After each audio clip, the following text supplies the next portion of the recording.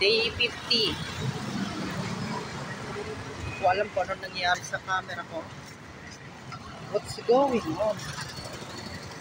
Anyway, day 50, pagplanuhan ng mabuti yung mga plano sa buhay para din naman sa future mo. Tapos if nagkaroon man ng problema or anxiety man tawag nila, mag-exercise ka lang or gumawa ng bagay na mas maganda mag-exercise.